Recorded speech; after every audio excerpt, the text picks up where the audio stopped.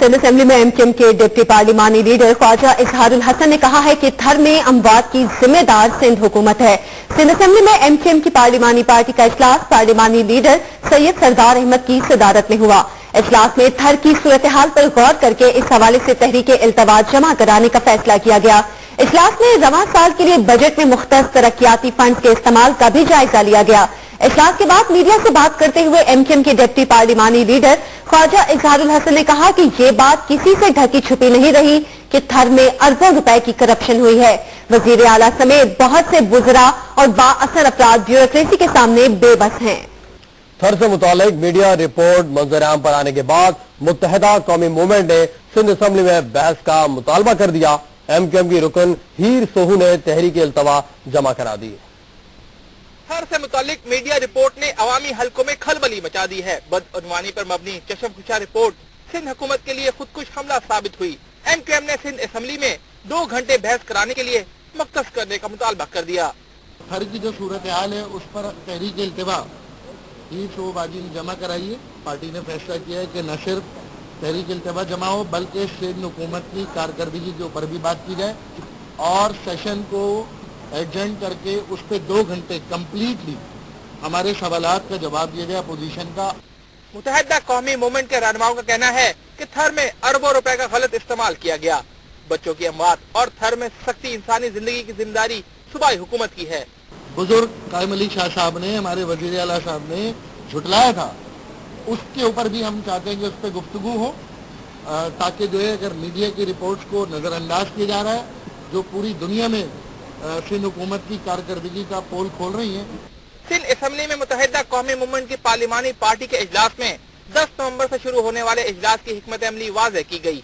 इजलास में थर की सूरत हाल के अलावा एमक्यूएम ने सिंध के शहरी इलाकों को तरक्याती मंसूबों में नजरअंदाज करने पर सिंध हुकूमत को टफ टाइम देने का फैसला किया है। हेडलाइंस आपने मुलाहिजा की, यहाँ पर आपको आगाह करते हैं कि एमक्यूएम की पार्लिमानी पार्टी का इजलास हुआ है। थर के हवाले से बातचीत की गई है। ख्वाजा इजहारुल हसन ने भी मीडिया से गुफ्तगू की। उनका ये कहना है कि एमक्यूएम का वक्त इमदाद लेकर हफ्ते को थर रवाना होगा। देखिए, आज हमारी पार्लियामेंट की कमेटी की मीटिंग थी, उसमें हमें ये देखना था कि आइंदा सेशन जो मंडे से शुरू होगा उसमें कौन से बिल आ रहे हैं, उसमें क्या हमें करना है, उस पर गौर व खौस किया गया है और ये हमने अपनी पॉलिसी बनाई है कि ये मंडे से ऑनवर्ड जो भी बिल आएंगे उसमें हम क्या अपना फर्ज अंजाम देंगे। That's all. घर के हवाले और जो हमने आज तहरीक इल्तवा जमा कराई है, हीर सोहू बाजी ने तहरीक इल्तवा जमा कराई है। जैसा कि आपको मालूम है जब परसों मुत्तहिदा कौमी मूवमेंट का वक्त इमदाद लेकर थर रवाना हो रहा है, जिसमें अद्वियात हैं, ग़िज़ाई अजनास हैं, राब्ता कमेटी की सरबराही में, और उस वक्त में हमारे MPAs भी वहाँ जा रहे हैं।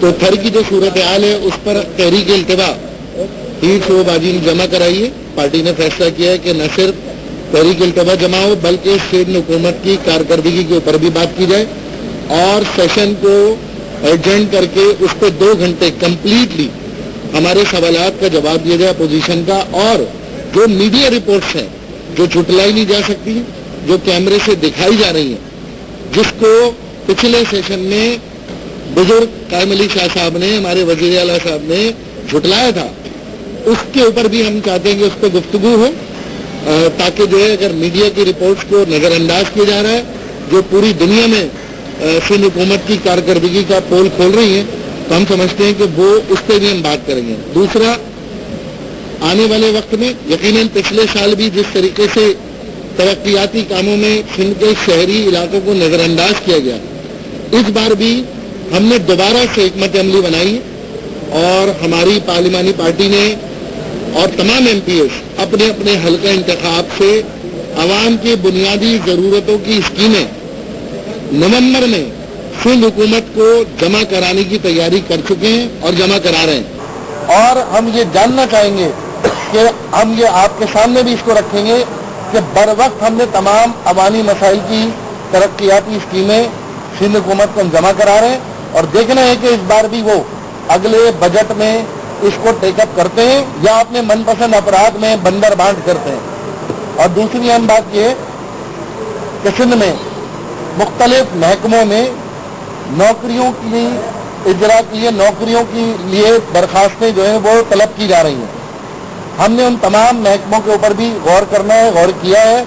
हमारी जो कमेटी है खास तौर पर वो उस पर इन तमाम वजारतों में बात कर रही है और हम इस बात को मेक श्योर कराना चाहते हैं कि पिछले सालों की तरह तकर्रियों में बदनवानी न हो, जाली डोमिसाइल बनकर भर्तियां न हो, नौकरियां फरोख्त न हो और सिंध के शहरी इलाकों में जो शहरी इलाकों का हक है, जहाँ के मुंतखब नुमाइंदे हैं, वहाँ पर बाकायदा सिंध के शहरी और देही फार्मूले के तहत जो कि फार्मूला राइज है, जो भी राइज है फार्मूला, उसके तहत यहाँ पर बाकायदा तौर पर मुनसिफाना तरीके से मेरिट पर नौकरियाँ दी जाएं।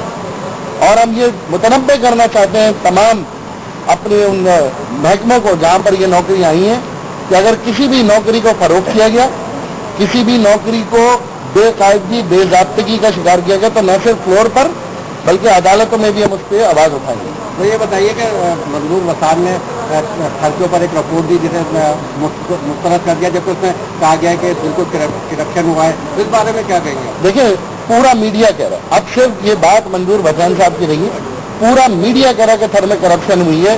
लोग बीमारियों से मर रहे हैं, बच्चे बीमारियों से मर रहे हैं, भूख से मर रहे हैं और अपाहज हो गए।